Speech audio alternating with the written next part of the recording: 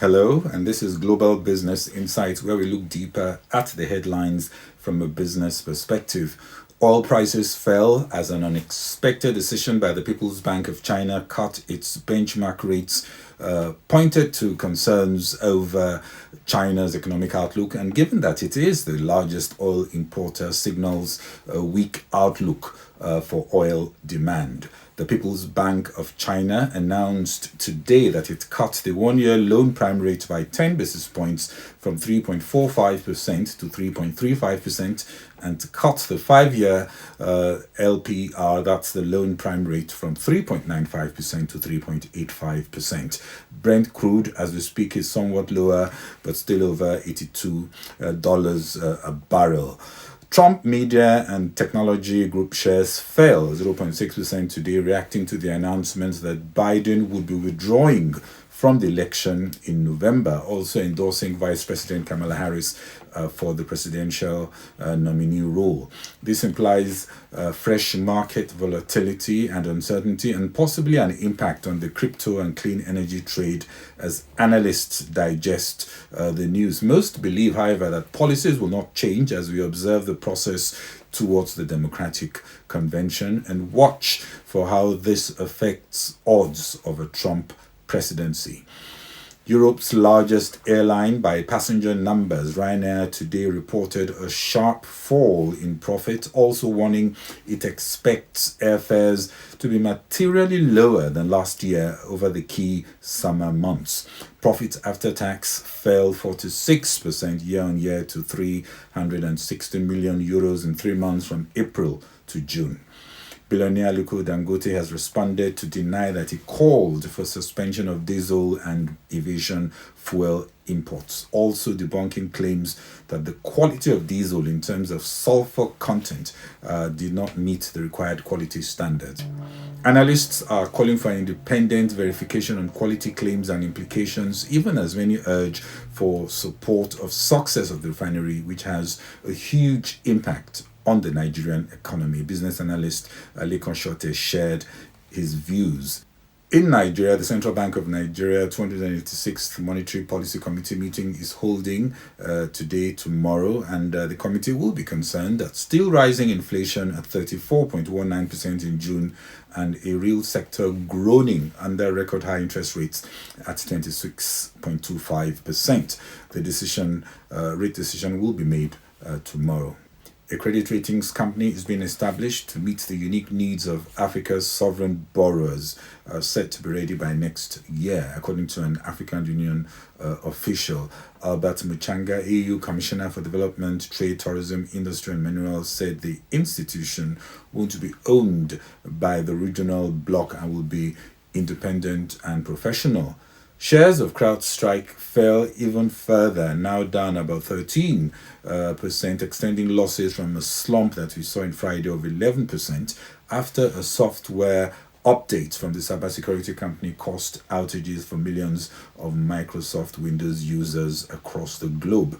Although CrowdStrike says the worst is over in terms of the massive IT failure implications that affected over 8 million devices, grounded flights and disrupted corporations around the world last week, many are still yet to have completely recovered to normal operations. Businesses were said to be vulnerable to hackers and malware and need caution in engaging the right support to get their systems back running. Others calling for regulation to protect from situations in future where companies are vulnerable to concentration of very few dominant operators.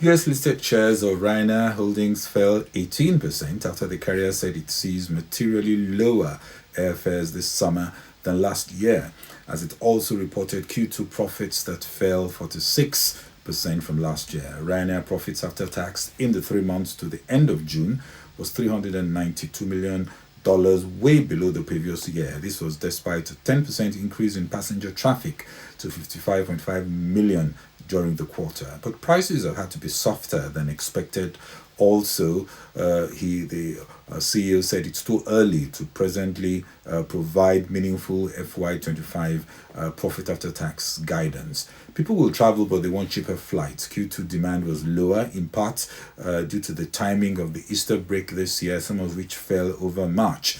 In addition, higher operating costs were driven by higher staff and other costs associated with all sorts of delays. Other European airlines followed Ryanair lower to deal with fellow low-cost airline EasyJet, shedding over 6%, while Jet2 fell 4%. Hungarian airline Wizz Air slid over 6%. During the quarter, average fares fell 15% to €49 per passenger. Other global players like Lufthansa have pointed to negative market trends. Air France-KLM warned of a financial hit after fewer international tourists than expected booked to visit Paris during the Olympic Games.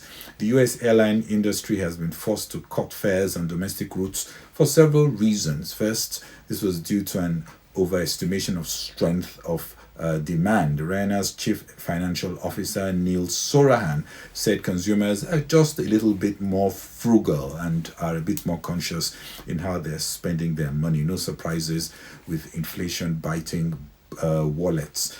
Despite the bounce back from the COVID-19 pandemic, there are also aircraft delivery delays and logistics challenges such as the recent IT outage last week that disrupted travel.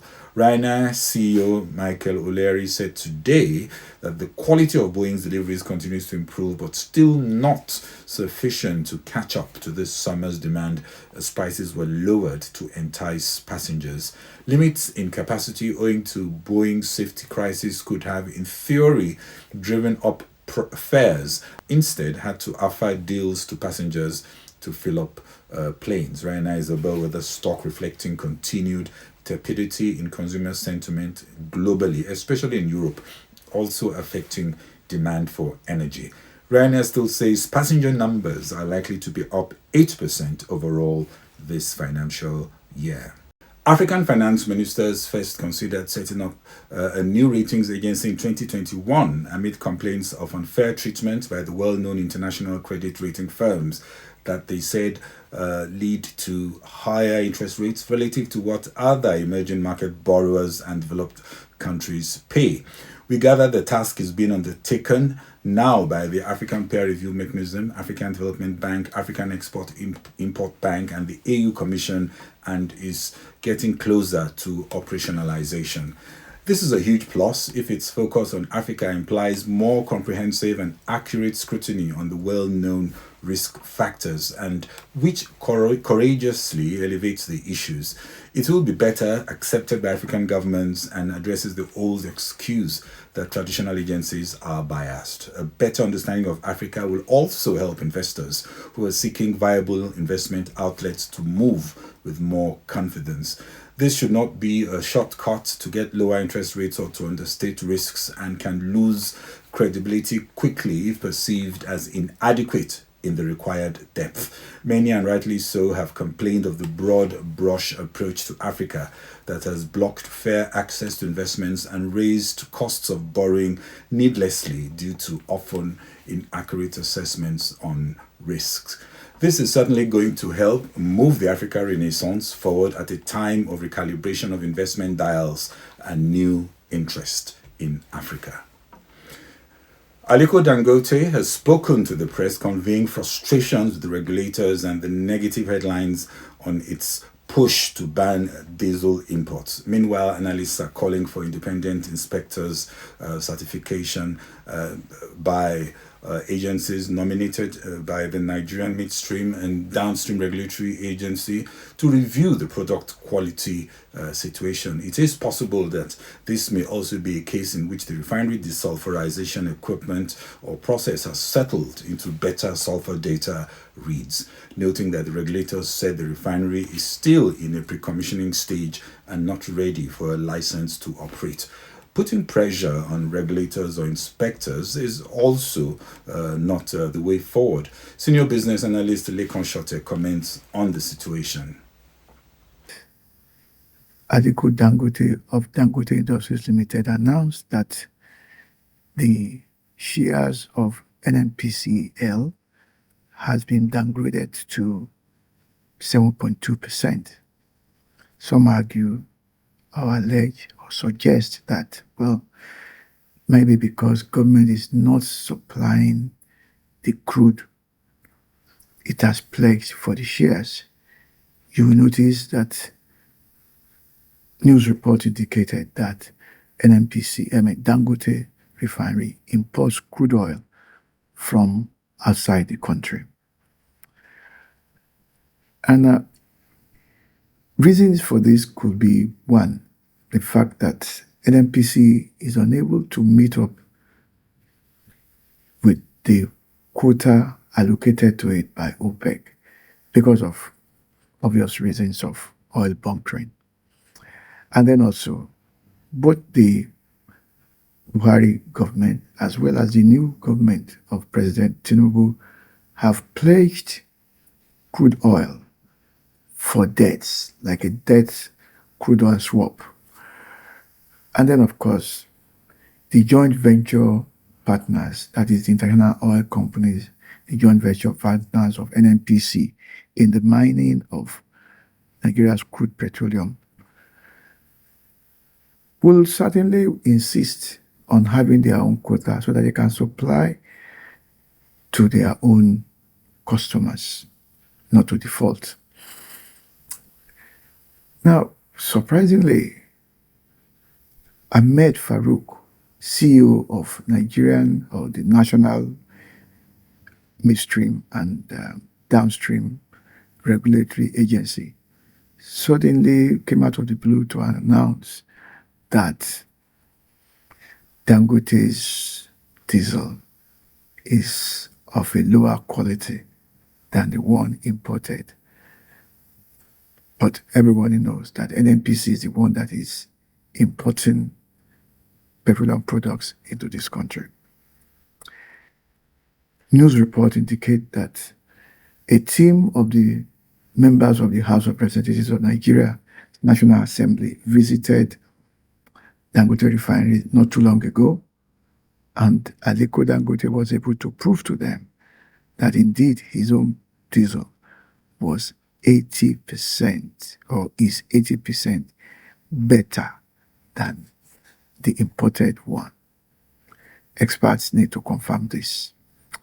But what is surprising, what is baffling, is that rather than thinking of a way to run the 4 petroleum refineries owned by NNPC so that they can actually effectively compete with Dangote, who they seem to be accusing of monopoly, Mr. Farouk is busy demarketing the one that is produced locally. It's a shame, really.